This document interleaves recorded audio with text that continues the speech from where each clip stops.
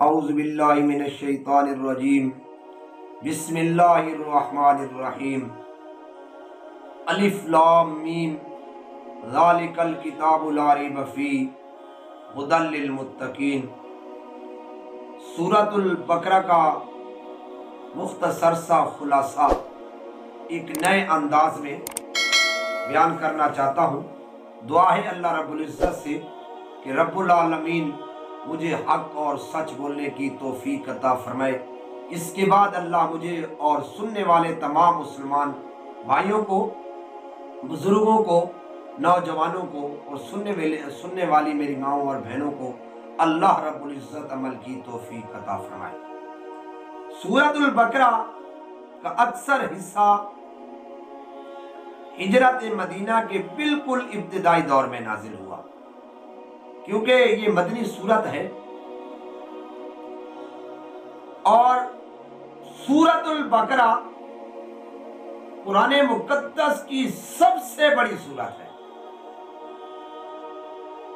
سورۃ البقرہ قرآن مقدس کی سورتوں میں سے سب سے بڑی سورت یہی ہے، سورۃ البقرہ۔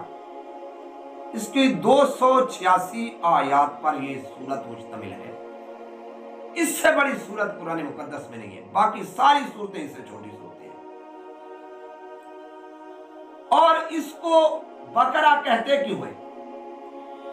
کیا وجہ ہے؟ اس کی وجہ تسمیہ کیا ہے؟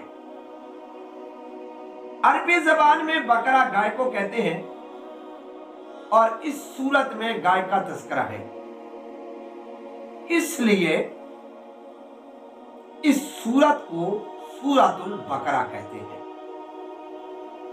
اور گائے ذبح کرنے کا واقعہ بھی اس سورت میں موجود ہے، اور وہ واقعہ مختصراً میں آپ کو بتا دیتا ہوں کہ بنی اسرائیل کے ایک مالدار شخص کو اس کے بھتیجے نے مال وراثت ہتھیانے کے لیے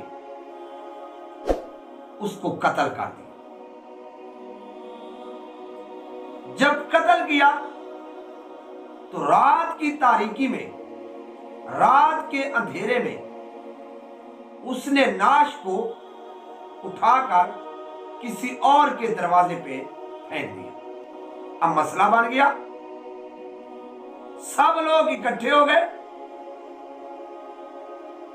کیونکہ اس نے لاش دوسرے دروازے پہ رکھ دی تھی، اور قریب تھا کہ مدعی اور مدعا علیہ کے خاندان ایک دوسرے پر ہتھیار اٹھا لیتے۔ نوبت یہاں تک پہنچ چکی تھی کہ اللہ تعالیٰ نے حضرت موسیٰ علیہ السلام کو فرمایا کہ میرے پیغمبر، آپ ان کو کہیں کہ گائے ذبح کریں اور گائے کے گوشت کا تھوڑا سا حصہ مقتول کے ساتھ لگائیں تو میں اللہ اس کو زندہ کر دوں گا اور وہ خود بتا دے گا کہ میرا قاتل کون ہے۔ اور اللہ رب العزت نے اس کا پھر ذکر بھی کیا، وَإِذْ قَتَلْتُمْ نَفْسًا فَادَّارَأْتُمْ فِيهَا وَاللَّهُ مُخْرِجٌ مَا كُنْتُمْ تَكْتُمُونَ فَقُلْنَا اضْرِبُوهُ بِبَعْضِهَا كَذَلِكَ يُحْيِي اللَّهُ الْمَوْتَىٰ وَيُرِيكُمْ آيَاتِهِ لَعَلَّكُمْ تَعْقِلُونَ کہ اللہ رب العزت نے اس کا بھی تذکرہ بھی قرآن مقدس میں کیا کہ جب انہوں نے گائے کو ذبح کیا اور اس کے گوشت کا تھوڑا سا حصہ مقتول کو لگایا تو اللہ رب العزت نے اس کو زندہ کیا، اور زندہ جب ہو گیا تو اس نے خود بتا دیا کہ میرا قاتل کون تھا۔ اور اللہ کی کرنی دیکھو کہ اس وقت دنوں میں ایک گروہ تھا جو مرنے کے بعد جی اٹھنے کا انکاری تھا۔ تو جب یہ واقعہ پیش آیا، جب مقتول زندہ ہوا تو یہ مسئلہ بھی اللہ رب العزت نے حل کر دیا کہ دیکھو جس طرح میں نے اس کو زندہ کیا ہے اسی طرح تم کو بھی دوبارہ میں زندہ کروں گا۔ اور یہ قرآن مقدس کا فیصلہ ہے، یہ قرآن مقدس میں اللہ رب العزت نے بتا دیا ہے کہ اے لوگوں یاد رکھنا، جس طرح میں نے تمہیں پہلی مرتبہ پیدا کیا، قُلْ يُحْيِي الَّذِي أَنشَأَ أَوَّلَ مَرَّةٍ، वहुवा बिकुल्लि खल्किन अलीम। अल्लज़ी जअल लकुम मिनश शजरिल अख़ज़रि नारन फ़इज़ा अंतुम मिन्हु तूक़िदून। अल्लाह रब्बुल इज़्ज़त ने फरमा दिया है कि जिस तरह मैंने तुम्हें पहली मर्तबा पैदा किया, इसी तरह मैं तुमको दोबारा भी पैदा करूंगा।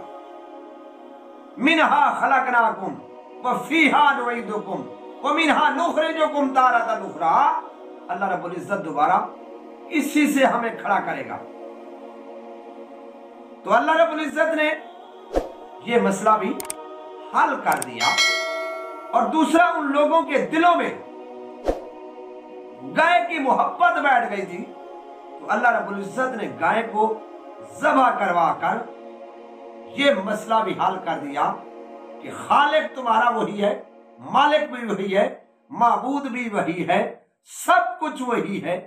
लिहाजा अल्लाह रब्बुल इज़्ज़त ने एक बहुत बड़ा मसला जो है ना ये हल कर दिया था। तो दुआ करो अल्लाह रब्बुल इज़्ज़त से जितना मैंने बयान किया है, अल्लाह रब्बुल इज़्ज़त इस पर अमल करने की तौफीक अता फरमाए। इंशाअल्लाह फिर इसको आगे मज़ीद चलाएंगे। दुआ करो अल्लाह हम सबको अमल करने की तौफीक अता फरमाए, सबको अमल करने की तौफीक अता फरमाए।